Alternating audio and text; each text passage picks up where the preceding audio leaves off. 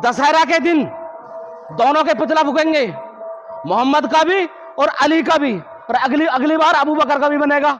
अस्सलाम वालेकुम दोस्तों, सभी लोग बखूबी जानते हैं कि बहुत नाजुक दौर से हम लोग ज़िंदगी गुजार रहे हैं। ख़ास करके मुसलमानों के ख़िलाफ़ हर तरफ मंसूबे तैयार किए जा रहे हैं, क्योंकि दोस्तों जहां हिंदू मुस्लिम वाला मामला आ जाता है तो वहां पर हर तरफ माहौल गर्म हो जाता है।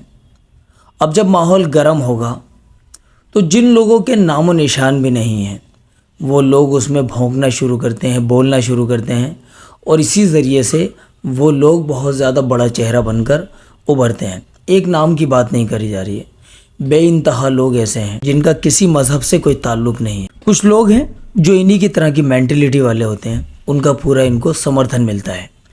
जो सलाहियतमंद लोग हैं, जिनको सही और गलत का इल्म है, जिनको पता है कि चाहे ये भले ही हमारे धर्म से ताल्लुक़ रखता है या फिर किसी दूसरे धर्म से ताल्लुक़ रखता है, लेकिन ये जो बोल रहा है वो गलत बोल रहा है, तो उसका समर्थन नहीं करते। ऐसे लोग हमारे माशरे में बहुत ज़्यादा हैं। ये जो नफ़रती चिंटू के नाम पर कुछ लोग हमें देखने को मिलते हैं, ये गिने चुने लोग हैं और इनको हवा देने का काम हम लोग कर रहे हैं। देखिए, मेन मुद्दे की बात पर आएँ। जैसे कि अभी आपने शुरू में एक क्लिप देखी, एक गंदा गलीज इंसान नरसिंह आनंद, उससे पहले एक गंदा गलीज इंसान जो अपने आप को महंत कहलवाता है, रामगिरी, जो महाराज भी अपने नाम के साथ में लगाता है। उससे पहले भी इस नरसिंह आनंद ने कुछ साल पहले हमारे नबी की शान में गुस्ताखी की थी। और अभी फ़िलहाल में ये नरसिंह आनंद ने जिस दिन ये ड्रामा किया था, जिस दिन इसने अपनी ज़ुबान से गंदे अल्फाज बोले थे, हमारे नबी की शान में गुस्ताखी की थी, उसके बाद हमारे भाइयों ने, जो गाज़ियाबाद के रहने वाले भाई लोग थे, उन लोगों ने इसके ख़िलाफ़ एहतजाज किया। क्यों ना करें भाई, मुसलमान हैं, अपने आका की शान में गुस्ताखी करने वाले को कैसे छोड़ सकते हैं। लेकिन अल्हम्दुलिल्लाह आप एक बात पर गौर कीजिए, मुसलमानों को अल्लाह ताला ने इतनी सलाहियत अता की है। सभी लोग गाज़ियाबाद के कलेक्ट्रेट में गए, वहाँ जाकर उन्होंने इस नरसिंह आनंद के ख़िलाफ़ जो है मुकदमा दर्ज कराया, इसकी शिकायत वहाँ पर दर्ज कराई, और ये भी बोला कि देखिए अगर इसको गिरफ़्तार नहीं किया गया तो हम इसका पुतला फूंक देंगे। जब ये बात सामने आई तो उस पर इनका जो नरसिंह आनंद का जो चेला है और उसके जो साथ वाले हैं, जो अपने आप को साधु और संत बताते हैं। देखिए, मैं कहीं से कहीं तक इन लोगों को साधु संत महंत बिल्कुल नहीं मानता। आप लोग मानते हो वो आपकी बात अलग है, क्योंकि साधु संत महंत ये सभी लोग बड़े ज़िम्मेदार किस्म के लोग होते हैं। ऐसे नहीं कि इन गंदे लोगों की ज़ुबान सुनने के बाद में लोग समझ जाएं कि ये तो गंदा गलीज है, ये तो भड़काऊ इंसान है, ये तो माहौल ख़राब करने वाला इंसान है। अगर इसके कहने पर हमने कदम आगे बढ़ाया तो हम भी इसके जैसे हो जाएंगे। इस नरसिंह आनंद के चेले ने और ये जो बाकी के जो गंदे गलीज इसके साथ में खड़े हैं, इन लोगों ने मिलकर वहीं डासना का जो मंदिर है, उस मंदिर से एक अनाउंसमेंट किया। हर हर महादेव मित्रों, मैं छोटा नरसिंह आनंद अनिल यादव स्वागत करता हूं आप सभी का एक महत्वपूर्ण विषय के साथ आपके साथ आया हूं। मेरे साथ है रणसिंह आनंद गिरी जी महाराज, निर्भयानंद जी और राम स्वरूपानंद जी, सभी यति सन्यासियों के साथ मैं एक मैसेज देना चाहता हूं। आज पूरे देश भर में हमारे गुरुजी के खिलाफ बहुत बड़ा प्रदर्शन हो रहा है। एक तथाकथित बात के लिए इन्होंने एक बात को बहुत बड़ा बमंडर बना दिया है, और आज पता चला है कई जगह पुतले फूके गए हैं आसपास। और कल इन्होंने गाजियाबाद के कलेक्ट्रेट पर जो चिरकुट हैं क्षेत्र के, इन्होंने पूरा आह्वान करके लोगों को बुलाया है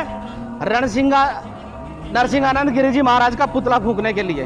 तो मैं एक बात स्पष्ट कर देना चाहता हूं, यदि गुरुजी का कल पुतला फूका तो आप समझ लेना और सारा प्रशासन ये समझ लेना कि जो बात गुरुजी ने कही है वो अक्षरत सच होने वाली है। दशहरा के दिन दोनों के पुतला फूकेंगे, मोहम्मद का भी और अली का भी, और अगली बार अबू बकर का भी बनेगा। ये बात समझ लेना। यदि कल पुतला फूका तो शिव शक्ति धाम डासना से पुतला दहन कार्यक्रम अब के स्टार्ट होने वाला है। आप समझ लो, आप प्रेशर नहीं बढ़ा सकते, और आप ही क्षेत्र वाले और गांव वाले और पब्लिक वाले नहीं हो। हम भी गांव और क्षेत्र के मौजूद व्यक्ति हैं, हम भी अपना संघर्ष करके दिखाएंगे आपको, हम भी दिखाएंगे कलेक्ट्रेट घेर के आपको।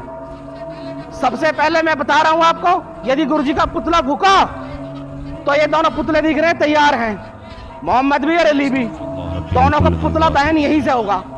तो इस जलील ख्वार इंसान ने जो अनाउंसमेंट किया, इसके अलावा भी बहुत सारे लोग पहले भी कर चुके हैं और इन्हीं लोगों से इंस्पायर होके इन्हीं की जहनियत रखने वाले और भी बहुत सारे लोग आगे निकल कर आ सकते हैं अगर इनके खिलाफ कोई कड़ी कार्रवाई नहीं हुई। देखिए दोस्तों, हम लोग अपने नबी की शान में गुस्ताखी करने वालों के खिलाफ एकदम एक्शन लेने के लिए उतावले हो जाते हैं।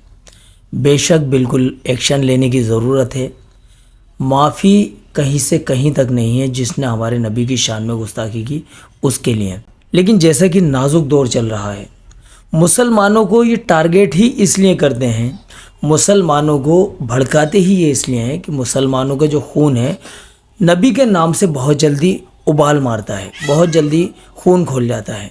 ये लोग चाहते हैं कि हम ऐसे अपशब्द बोलें, ऐसे गंदे गलीज ज़ुबानों से ऐसे अल्फाज निकालें कि इनके नबी की शान में हम गुस्ताखी कर देंगे तो इन लोगों का जो खून है वो उबाल मारेगा।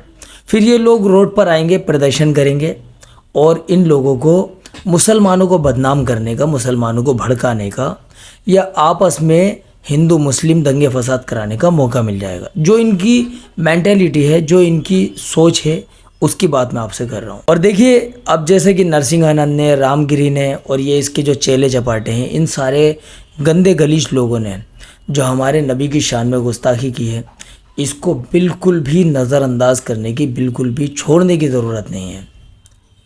मैं जिस वक्त ये वीडियो शूट कर रहा हूँ, इस वक्त तक अभी तक कोई ऐसी खबर नहीं आई है कि इन लोगों को हिरासत में लेकर और जेल में डाल दिया गया, इनके खिलाफ़ कार्रवाई हुई हो, ऐसी कोई बात अभी तक सुनने में नहीं आई है।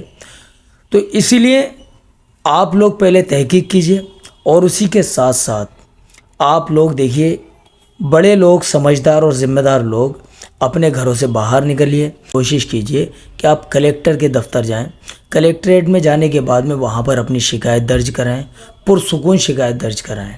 कोई भी छोटी मोटी धाराएं लगाकर आप कोई भी एफआईआर दर्ज ना कराएं, बल्कि एफआईआर अगर आप दर्ज कराएं तो देखिए, धाराओं का बहुत ज़्यादा ख्याल रखें।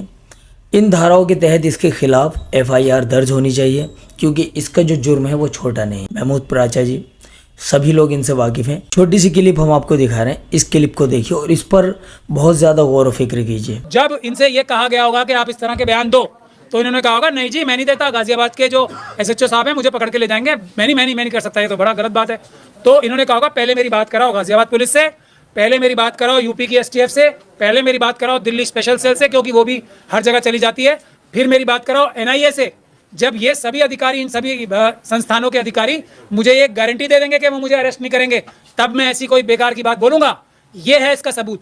और इसके अलावा इनकी हिम्मत नहीं है, मैं इनको जानता हूँ, इनके साथी को भी जानता हूँ मैं, इनकी इतनी सी हिम्मत नहीं है जो ये चूं भी कर जाए इस प्रकार की भारत के संविधान और कानून के खिलाफ, जब तक इनको पूरी तरीके से हौसला ना दिया गया हो आरएसएस और बीजेपी के द्वारा। अगर कोई केस कर रहा है तो वो अच्छी कानूनी सलाह लेके, मैं सेक्शंस भी बता रहा हूँ, सेक्शन 111 बीएनएस और section 15, 16, 18, 20 unlawful activities prevention act के तहत ही होना चाहिए। उससे कम धाराओं में आप कराओगे तो इन जैसे लोगों की मदद ही करोगे।